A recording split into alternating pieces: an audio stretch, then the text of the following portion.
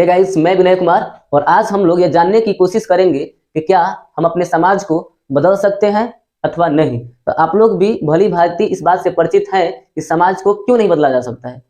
जरूर बदला जा सकता है, लेकिन एक और मन में प्रश्न उठता होगा कि नहीं, समाज में अब थोड़ा परिवर्तन करना मुश्किल हो चुका है। तो यही बात आज मैं अपनी समझ से बताने की कोशिश कर रहा हूँ। अगर वीडियो अच्छा लगे तो आप लोग जरूर शेयर करिएगा और मेरे चैनल पर नए हैं तो सब्सक्राइब जरूर करिएगा। तो मैं यहाँ से शुरू कर रहा हूँ कि नैतिक शिक्षा। तो देखिए, नैतिक शिक्षा का ना होना भी ये क्या है, बहुत बड़ा बाधक है समाज में परिवर्तन न होने का। कि नैतिक शिक्षा है ही नहीं हमारे समाज में। किसी भी स्कूल में, विद्यालय में नैतिक शिक्षा नहीं बताया जाता है, क्योंकि बेरोजगारी इतना ना बढ़ते चला जा रहा है कि हर कोई पैसा कमाने पर ध्यान दे पा रहा है। इस बात से उसको कोई मतलब नहीं है, यानी सोच ही नहीं पाता है। मतलब की तो बात दूर है, सोच ही नहीं पाता है। क्योंकि सरकारी जॉब मिल जाए, हम इसके प्रति मैंने सोते समय, उठते समय, जगते समय एनी टाइम यही सोच रहे हैं, सरकारी जॉब मिल जाए, 30 ऐसे रुपया कैसे कमा ले। दिन रात हम लोग का दिमाग ऐसा ही सोच रहा है। ये बेरोजगारी की दौर है, इस कारण से हम ऐसा सोच पा रहे हैं। नैतिक शिक्षा का होना, इसका अर्थ ये है कि हम अपने समाज में प्रत्येक लोगों को एक इज्जत सम्मान दे पाएंगे, ठीक है ना, मान सम्मान दे पाएंगे। नैतिक मूल्य जो है, नैतिक मूल्यों का संचार कर पाएंगे, और यह कार्य घर से ही होना चाहिए। तो नैतिक शिक्षा का अर्थ क्या हुआ कि हम अपने समाज में प्रत्येक व्यक्ति को एकजुट कर सके, एक संस्कार दे सके, संस्कार सिखा पाए उसको, एक दूसरे को किस तरह से इज्जत देना है ये वो जान पाए, किस तरह से बात करना है, किस तरह से बैठना है, किस तरह से चलना है, किस तरह से वार्तालाप करना है। ये आजकल के मैंने विद्यार्थियों में कमी दिख रही है। इस बात वो दो लाइन कहा जाए कि बोलो कि एजुकेशन का, शिक्षा का हमारे जीवन में क्या महत्व है, तो वो नहीं बोल पा रहे हैं। ये सबसे बड़ी कमी है। वो सिर्फ पढ़ाई पर ध्यान दे रहे हैं और शिक्षक लोग भी सिर्फ बच्चों को पास कराने में जुटे हुए हैं कि किसी भी तरह से पास कर दे। उनको खुद शिक्षक को भी पढ़ाई का बोझ लग रहा है कि मैं सिलेबस खत्म कर पाऊंगा कि नहीं कर पाऊंगा। टाइम पर सिलेबस खत्म तो कर देते हैं, लेकिन सिलेबस खत्म करने के बाद भी वो विद्यार्थियों में निखार नहीं ला पाते हैं। ये सबसे बड़ा क्या है, कमी है। और इस बात को हर गार्जियन को एक्सेप्ट करना चाहिए कि ऐसा हो रहा है।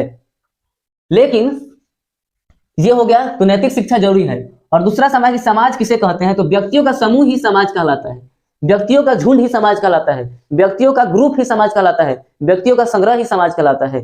तो जिस तरह का व्यक्ति होगा, जिस तरह के व्यक्तियों का समूह होगा, वैसा ही हमारा समाज बन जाएगा।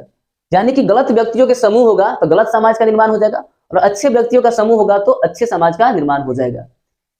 आजकल आप सभी देख रहे होंगे कि 8th, 9th, 10th, 11th, 12th class में जो विद्यार्थी एडमिट है, ये एग्जाम सेंटर, जब एग्जाम 12th का हो रहा था उस समय भी देख रहे होंगे कि जब पत्रकार लोग जाके पत्रकारिता कर रहे थे तो उस समय बोला था हम तो सिगरेट पीते हैं, हम खैनी खाते हैं। मैंने वो अपना गलती बताने के, मैंने सरकार की गलती ज्यादा, पढ़ाई नहीं हो पाता है, और अपना गलती वो नहीं बता रहा है कि ये मेरी एक कमी है, वो अपना कमी नहीं दिखाएगा।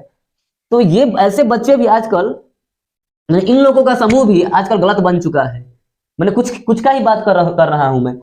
ये भी सिगरेट अच्छी तरह से पी रहे हैं, गांजा पी रहे हैं, है ना, कुछ तो दारू का भी सेवन कर रहे हैं, खैनी भी लोग खा रहे हैं। ये हो गया है। मैंने विद्यार्थियों का भी ये हाल है। सोच लीजिए, विद्यार्थी भी खुद ऐसा मैंने गलत काम कर रहे हैं, नशे की लत लग चुकी है इनको। और आप गांवी भाषा में जानते हैं, पड़ती परात जो होता है, चौक चौराहा जो होता है, रात में देखिएगा 8-7 बजे करीब होगा, तो ये लोग जाके वहां पे अपना विकास कर रहे हैं। और एक तो गलत काम कर ही रहे हैं, और एक समाज को भी नुकसान क्या पहुंचा रहे हैं कि मान लीजिए इस बात से कुछ गार्जियन तो पैसा देने से मना कर दिया, तो जब इनके पास पैसा नहीं होता है तो अब ये चोरी करते हैं। किसी का साइकिल उठाकर बेच दिए, कहीं से लोहा उहा जो होता है वहां से उठाए और बेच दिया, और वहां से जो पैसा आया तो ये पैसा सिगरेट, खैनी, बीड़ी खरीदने में लगा दिए। जैसे आज खुद मेरे ही गांव में एक घटना घटा है कि सरकारी स्कूल जो है मेरे गांव में, उस सरकारी स्कूल का ताला तोड़कर, कुछ क्या था उसमें, लोहा का कुछ क्या था, सिकड़ था, चैन था, वो भी तोड़ लिया गया है। और ये क्या करेगा, सब ये सब तोड़ ताड़ कर बेचेगा कबाड़ी वाला से, और बेचकर पैसा इकट्ठा करके ये दारू गांजा और सिगरेट में अपना पैसा इन्वेस्ट करके अपना जीवन को बढ़िया से बेहतर करेगा। ये इसका सोच है। ये बेहतर नहीं कर रहा है, बल्कि ये गुलाम बन चुका है। कौन गुलाम बनाया, तो खैनी, सिगरेट, गांजा, दारू, इसको गुलाम बनाया है। कुछ पहले अंग्रेज हम लोग को गुलाम बनाया था, अब दारू सिगरेट ये गलत आदतें हमको गुलाम बनाती जा रही हैं, और गलत आदत से ये खुद नहीं अपने आप को नुकसान कर रहा है, ये समाज में भी नुकसान पहुंचा रहा है। इसको सोचना चाहिए, तो लेकिन सोचेगा नहीं, गुलाम है। इसको सोचना चाहिए कि सरकार की संपत्ति हमारी संपत्ति होती है, ये हमारे ही बाल बच्चे या हमारे ही भाई बहन उसमें जाके पढ़ाई करते हैं।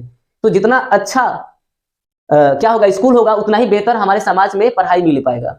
बहुत सारे गार्जियन को भी हम देखे हैं कि वो आज तक स्कूल में इस बात को लेकर कंप्लेन नहीं किए कि हमारे बच्चों में ग्रोथ क्यों नहीं हो पा रहा है। वो स्कूल और खिचड़ी में के लिए लड़ते रहते हैं कि स्कूल का ड्रेस क्यों नहीं आया, स्कूल के किताब का पैसा क्यों नहीं आया, टाइम पर खिचड़ी क्यों नहीं बन रहा है। लेकिन वो इस बात को जाके नहीं कहते हैं कि हमारे बच्चा का ग्रोथ क्यों नहीं हो पा रहा है, हिंदी लिखने क्यों नहीं आ रहा है, 8वां में गया ठीक है ना, तो ककारा मात्रा क्यों नहीं आ रहा है, क्योंकि हम लालची होते हैं। तो लालच का अर्थ क्या होता है कि पैसा पर हमारा दिमाग चला गया, विकास पर दिमाग जाएगा ही नहीं, तो गार्जियन भी कुछ सोया हुआ रहता है। तो इस तरह के, यानी इसी को कहते हैं गलत समाज। गलत समाज मतलब का गलत व्यक्तियों का समूह। तो ये अपने घर में भी नुकसान पहुंचाते हैं और अपने समाज में भी नुकसान पहुंचाते हैं, ठीक है ना। एक डर बना रहता है ऐसे लोगों से, यकरों से, कि हो सके कुछ रात को माने कि कोई लड़की पढ़ के आ रही है तो माने कि गलत भावना ना आ जाए इन लोग के अंदर। अच्छे लोगों के अंदर एक डर भी बना रहता है, लेकिन ये सुधरने वाले फिर भी नहीं है, क्योंकि ये इनको बाद में मालूम चलेगा कि हमको सुधरना कब है। क्योंकि समय एक ऐसा पड़ाव होता है कि उस समय की मार जो होती है वो सबको एक समय पर, एक टाइम पे सुधरने की मौका देती है। लेकिन जिस टाइम पर हम नहीं सुधर पाते हैं तो उसके बाद और सुधरने का मौका नहीं मिलता है। तो कोशिश कीजिए कि समय पर आप लोग सुधर जाए। अगर नहीं सुधरते हैं तो उस समय आप खुद पछताएंगे, और लोग क्या करेगा, आप खुद अपने आप को समझ लेंगे कि मेरी गलती क्या है। तो ये लोग हमारे समाज को विकसित नहीं कर सकते हैं, ना घर का विकास कर सकते हैं, ना समाज का विकास कर सकते हैं। तो ये हो गया बैड लोग, बैड सोसाइटी। और एक लेते हैं गुड सोसाइटी। ये गुड सोसाइटी ही हमारे समाज से लेकर हमारे घर का विकास करता है। अच्छे लोग ही हमारे समाज का विकास कर सकते हैं, ये लोग कभी नहीं कर सकते हैं। अगर करते तो चोरी नहीं करते, सरकारी संपत्ति को नुकसान नहीं पहुंचाते, ठीक है ना, अपने घर में कोई चीज तोड़ फोड़ नहीं करते। तो अच्छे समाज और बुरे समाज आप समझ गए होंगे। और अच्छा समाज सोचेगा कि हमारा गांव विकसित हो, गांव को जब वो विकसित कर लेगा तो सोचेगा कि हमारा पंचायत विकसित हो, पंचायत जब विकसित हो जाएगा तो सोचेगा कि हमारा अनुमंडल प्रखंड विकसित हो, प्रखंड विकसित हो जाएगा तो हमारा सोचेगा कि जिला विकसित हो। तो अच्छे लोग हमेशा बेहतर करने की ही सोचते हैं और बेहतर के ही तलाश में लगे रहते हैं।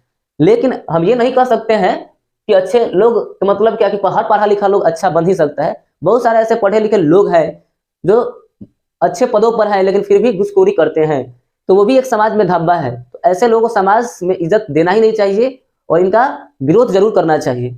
हमारे जीवन में तीसरा बात ये मायने रखता है कि कोई भी व्यक्ति को हम अपने जीवन में आदर्श मान लें, तो हमारे जीवन में आदर्श व्यक्तियों को होना भी बहुत बड़ी बात है कि हम अपने जीवन में आदर्श व्यक्तियों को पढ़ेंगे, आदर्श व्यक्तियों को जानने की कोशिश करेंगे, तो शायद हमारा मेंटल लेवल बदल जाए।